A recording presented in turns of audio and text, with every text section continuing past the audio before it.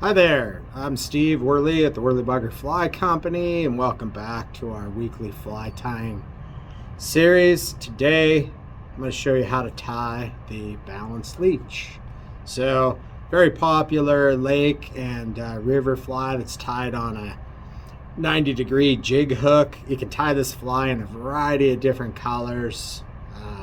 They all seem to work really good, and the concept of keeping an even keel and an equal motion as you're stripping this fly or as it's dead drifting. It has great appeal and great fishability. So stay tuned. I'm going to show you how to tie the Balanced Leech.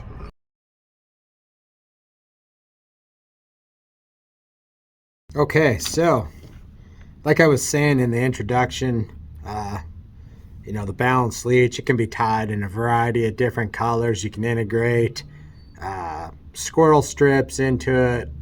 You can integrate rabbit strips, whatever really that you like.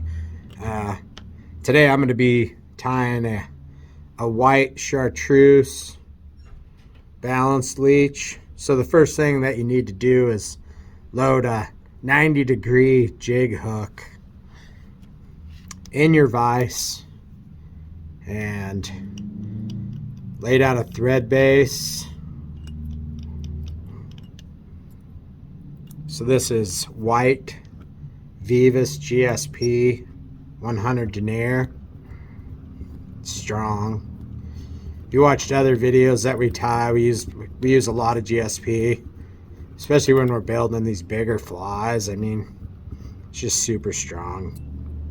Nice for binding material down nice and tight.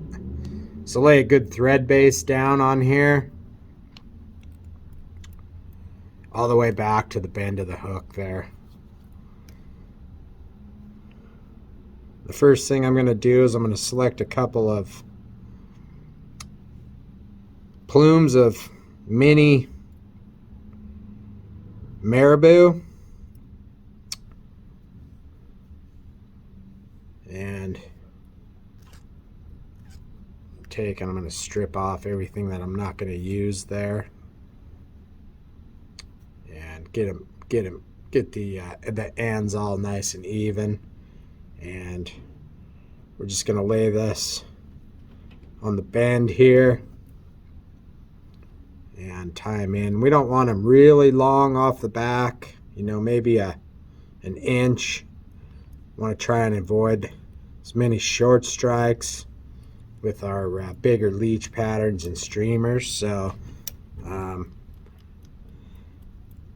to try and get movement and breathability out of it, but try and avoid the short strikes from trout or bass or whatever you happen to be using the Balanced Leech for. So tie that in really good, and then the next thing that you're going to need is a pin, a sewing pin, something like this, about the length of the shank.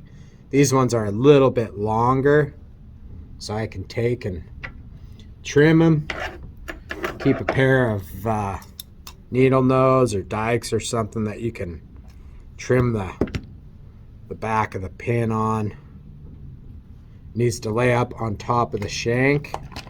Then you're going to want to select your bead color, and you can tie these in a variety of different colors, and the bead can be whatever color that you like. So apply the bead onto the head of the pin, slide it on there, and then we're gonna slide it right on where the bead is going to overlap and be right on that 90-degree part of the hook. And then we're going to bind the pin down nice and tight to the shank so it doesn't move around. Lay lots of thread on there and pull tight as you're binding it.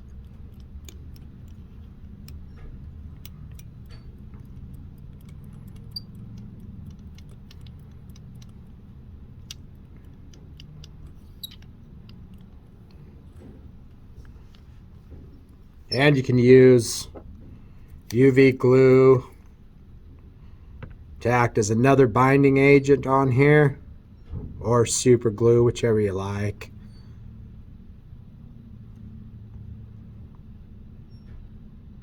I like the UV glue because it's a little less messy than super glue. It doesn't get everywhere, and it only dries under the UV light. So, but whatever you like, just lay it on there. If you use UV glue, then just blast it with your light, get it dry, and then that's all in place and not going anywhere. Work your thread back to the bend here.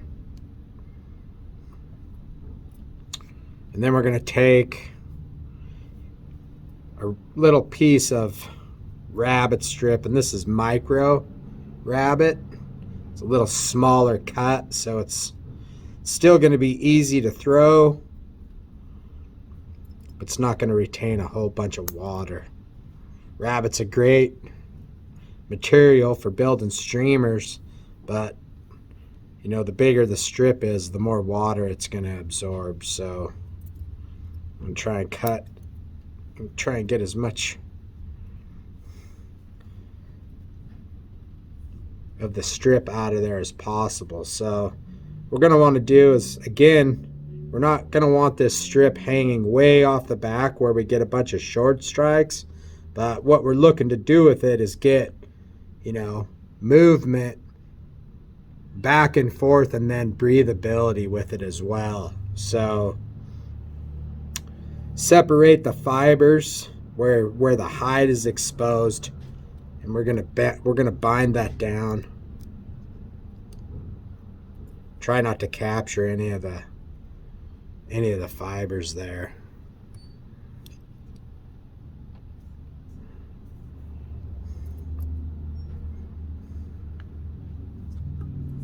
Should be about the same length as what your marabou is. And then they'll both work in conjunction of each other.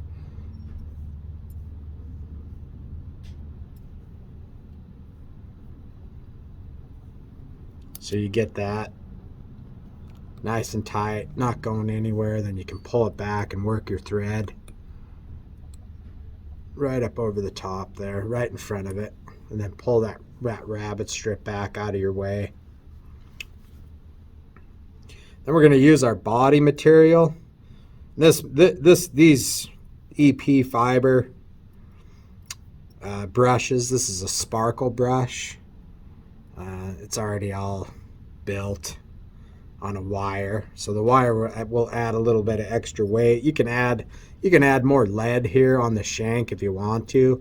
And this is a brass bead if you want to use tungsten, so it sinks faster and deeper. You can also integrate that as well. So we'll just take this sparkle brush and we'll just tie the wire in. Bind that down real well. And then work your thread right up back behind the bead. So we're going to take this and kind of comb it out. We don't want to trap any of these fibers as we're wrapping it forward. So just take and brush these out with your hand, and we're going to pull everything back here, and we're going to start wrapping this forward. And as you do, just take your fingers and pull those fibers back, just so they don't lock down in between the wire. This is what's building your body, so you want to give it some beef.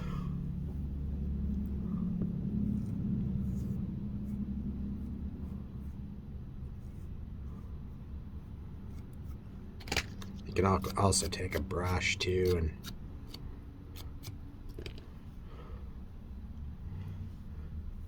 brush it out.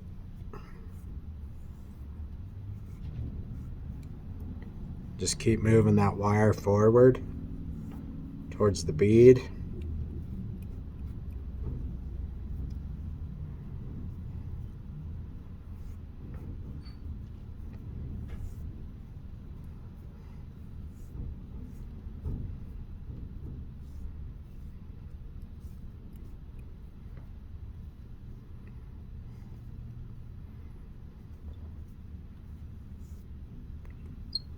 once you get to the bead, you can tie that wire off, lock it in place, pull tight. It'll kind of suck up underneath that. And then with your good pairs of scissors, you don't want to trim right on the front there. You'll ruin your scissors. So go either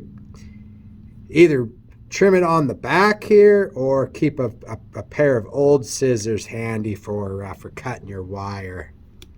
So pull that tight again, make a few more wraps, and get that all sucked down into the head there.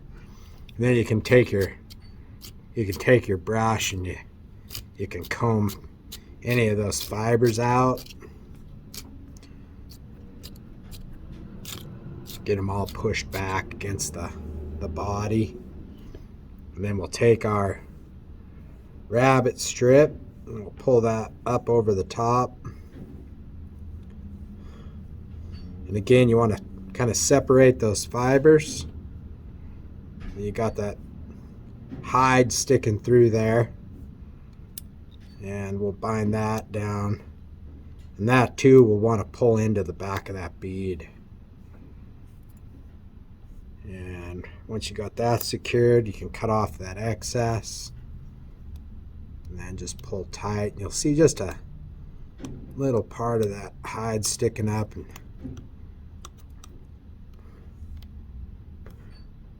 take and secure that in place real well.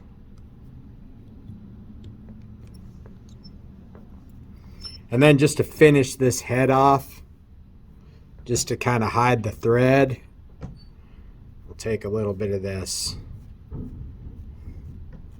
sparkle brush and just pull the fibers off of there. And we can dub those right on the thread.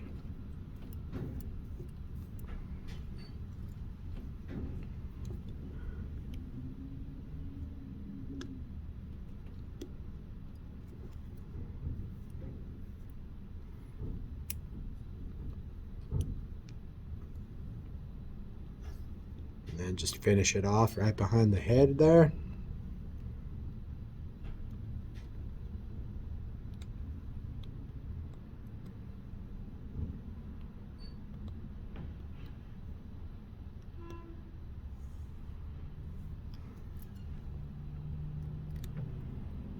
And cut your thread, and there is your balanced leech. Again, a great searching fly, you know, when you're fishing your lakes or your rivers. Tied in a variety of different styles, different colors, different sizes. Thanks for watching. Thanks for sharing.